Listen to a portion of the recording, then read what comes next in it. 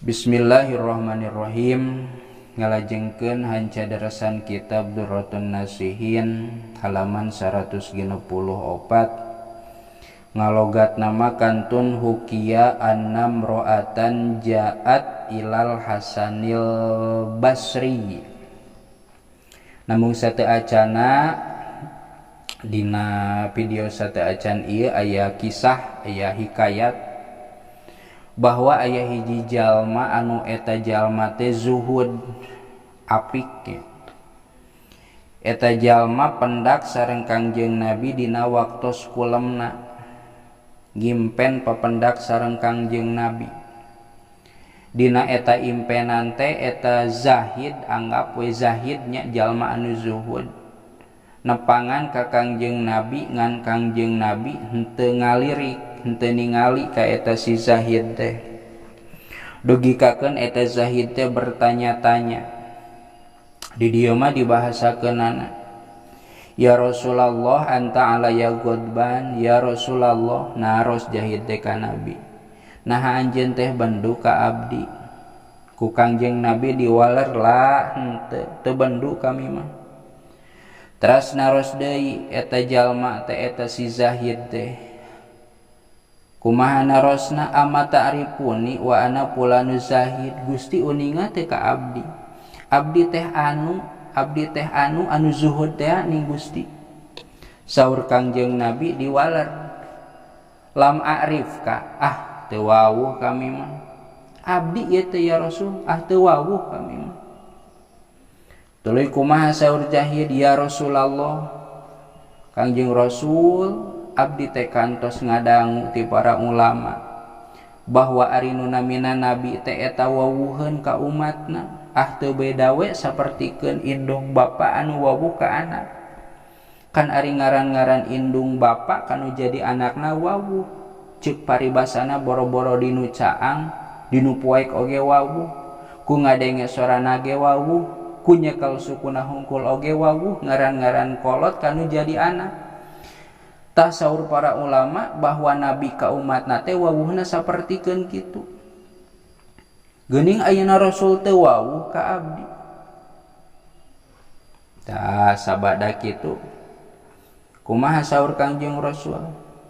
Sodaqol ulama, bener nu diobrolkeun ku para ulama teh bener, bahwa nabi ka umatna eta teh wawuh sapertikeun kolot wawuh kanu jadi anak. Nabi ka umatna ge wawuhna sapertikeun kitu.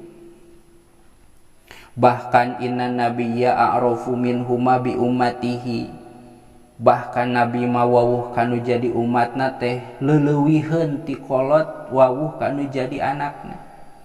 Lamun indung bapa wawuh kanu jadi anakna sedetail eta, maka nabi mah bakal leuwih wawuh kanu jadi umatna. Ngan pedah catetan, ay billadzi yusolli ala nabiyhi biqadri sholatihi, ngan nabi wawuh kanu jadi umatna teh lamun eta umat nabi sok maca sholawat ka Kangjeng Nabi, cik kasarna mah biqadri sholatihi, sanajan maca sholawatna teh ngan sakali-kalina. Ta eta wawuh nabi kanu jadi umatna teh lamun eta umat sok maca sholawat ka kami, maca sholawat ka Kangjeng Nabi. Atuh mafhumna kumaha? Bisa dipahami ku urang bahwa jalma anu tadi, jalma anu zuhud teh tara maca sholawat. Zuhudna mangan pedah tara maca sholawat, sehingga ditegor ku Kangjeng Nabi melalui impenanana. Kangjeng Nabi teu wawuheun ka anjeunna, pangna teu wawuheun teh da eta jalma tara maca sholawat, da Kangjeng Nabi bakal wawuh kanu jadi umatna lamun eta umatna sok maca sholawat. Naon intina? Intina memeh urang terlambat mempeng hirup keneh, mempeng mampuh keneh, da saha atuh jalma anu mung wawuh jeung nabina. Nyeri hate meureun lamun jalma ku nabina teu ditingali-tingali acan, sok mempeng aya keneh waktu lobakeun maca sholawat supaya diangken ku Kangjeng Nabi. Zuhratur Riyad titik. Ngalogat Bismillahirrahmanirrahim. Hukia dihikayat ke naon annam ro'atan lafad annam ro'atan sayastuna hiji awewe jaat eta datang itu imro'ah ilal Hasanil Basri ka Hasan Basri hiji istri sumping ka Syekh Hasan Basri Hasan al-Basri atau al-Bisri kumaha we nya. Faqalat maka ngucap itu imro'ah kana lafad ya ustadzu he ustad he guru innali saestuna eta tetep pikeun kami atawa boga kami bintan ari aya hiji anak awewe matat anu maot itu bintan teh uridu ngamaksud abdi an aro kana yen ningali abdi haka itu bintan fil manami dina waktu sare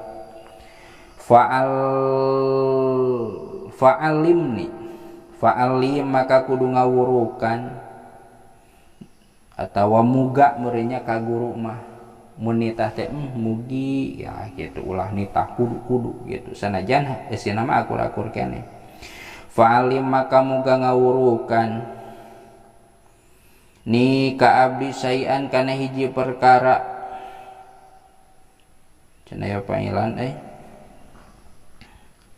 Fa'alim maka kudu ngawurukan anjeun ni ka abdi sayan kana hiji perkara minal khawasi ti ulama khawas ulama anu seukeut paningalina deukeut jeung Allah hatta aros sehingga yen ningali abdi haka itu bintan sabada kitu fa'alama teras ngawurukan itu seha ka itu imro'ah as-sholata kana sholawat paroat maka ningali itu imro'ah bintaha ka anakna itu imro'ah fil manami dina waktu sare walaiha sareng eta tetep ka itu bintan libasun ari aya baju atawa ari make baju min kitronin tina terna neraka wa fi unukiha sareng eta tetep dina pundukna itu bintan teh gholun ari aya belenggu neraka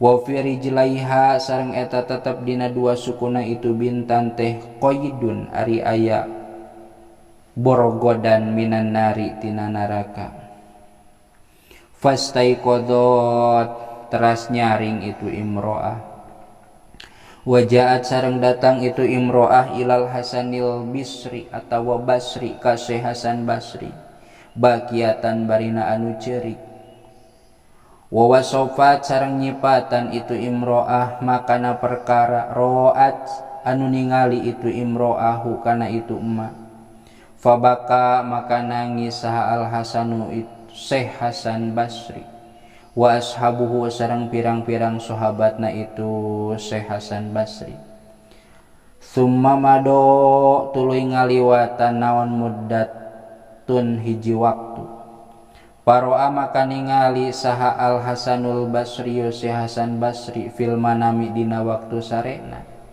annaha kana sayasuna itu bintan teh fil jannati eta tetep aya di surga ala sariri netepan kana luhureun ranjang atawa naon sarirun ranjang wa ala rosya sareng eta tetep dina sirahna itu bintan tajun ari aya mahkota yudi anu nyaangan itu tajun mak kana perkara bainal masyriki anu tetep itu umma aya di antara masyrik wal maghribi sareng maghrib faqalat maka ngucap itu bintun ya ustadzu kana lafad ya ustadzu panjang keneh henteu panjang kenehnya. Tassalatu wallahu a'lam bissawab.